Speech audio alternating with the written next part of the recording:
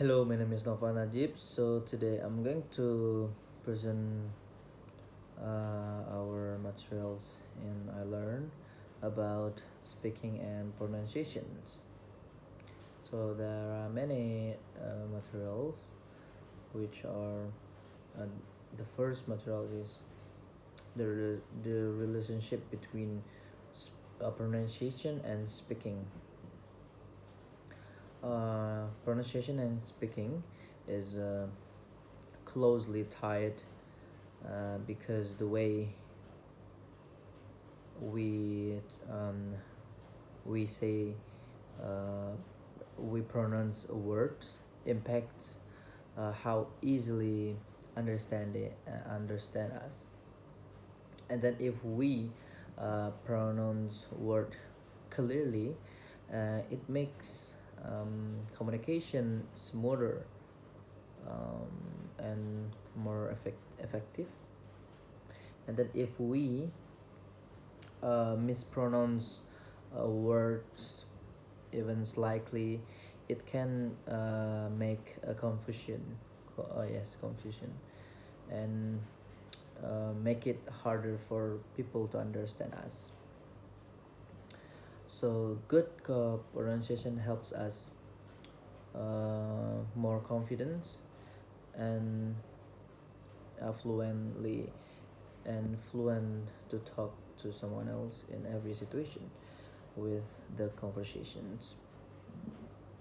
And then the second materials is social types or genders of speaking. So there are many types of speaking.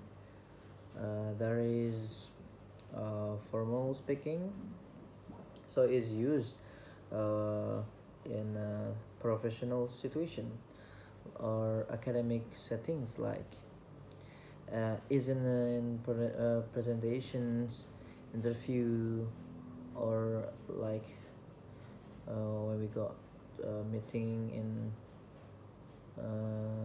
in the formal situation. It involves polite and respectful language, um, and the vocabulary used tends to be more specific and precise.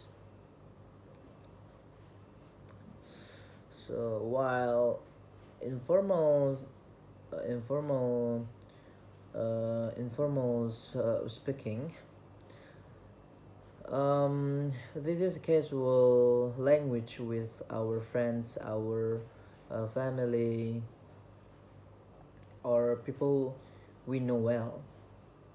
So it's more relaxed. Or, when we can add the slang of the language and contraction being common in the formal situation, like that. So and then there is academic speaking. So this type is um, used when discussing complex topics in educational settings. So like in the lectures and seminars, something like that. And then the last is a dialect. Different regions or social group have their own language, have their own unique of the language, the speaking, including regional accents and specific vocabulary. Uh, for example, like uh, um, the people in the U.S. Uh, may speak differently with the people in the UK, in UK or Australia. And then the third material is structures of speaking. there are three structures, which are sounds. Speaking involves creating different sounds, including consonants and vowels. So, correct pronunciation of these sounds is essential for being understood. For example, like the sound a for cat, and then or t for top need to be clear. And then there is grammar. So the way words are arranged in a sentence affect the meaning. Grammar rules tell us how structure our um, sentences correctly. For example, like she plays um, a soccer. So for the subject is the she, and then the subject is a she for plays, and then the object is soccer. So conversation flow. Speaking also involves managing the flow of conversation. The Okay, we move to fourth uh, materials. So sorry. Fourth materials is issues in pronunciation. Uh,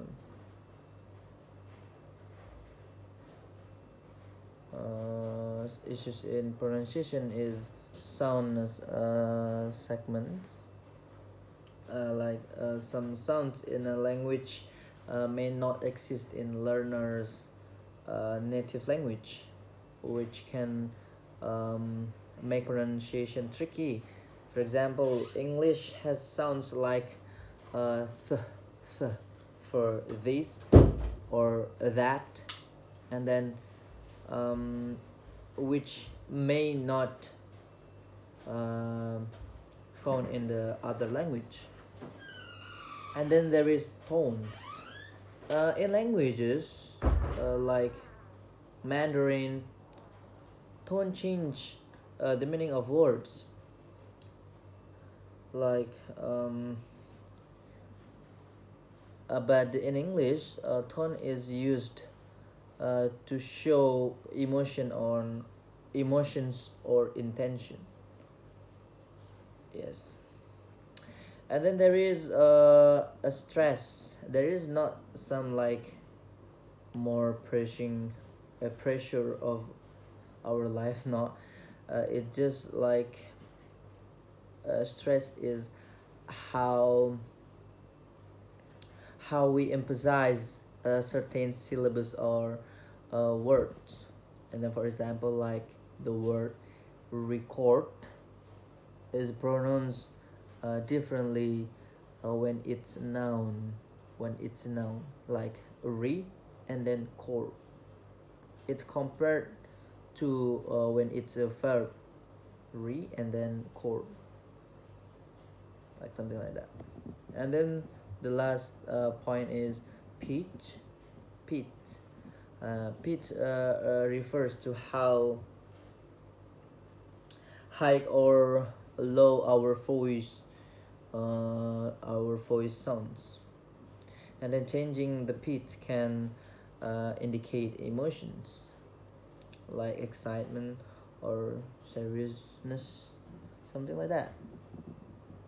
And then the last material is teaching pronunciation and speaking. So for the teaching pronunciation, it's like uh,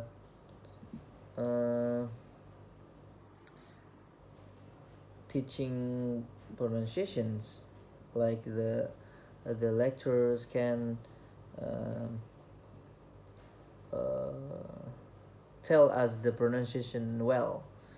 And then the when we got the minimal pairs, so learners practice pairs of words that only differ by one sound, like ship and ship. There is a different words, different meaning, and then we have to um, differentiate between the those words. And then repetition can be more practice, more improve. So for the um, maybe uh, I can add the vocabulary and grammar, so that teachers can help learners build their vocabulary. Um, we when we have more vocabulary, we can speak fluently.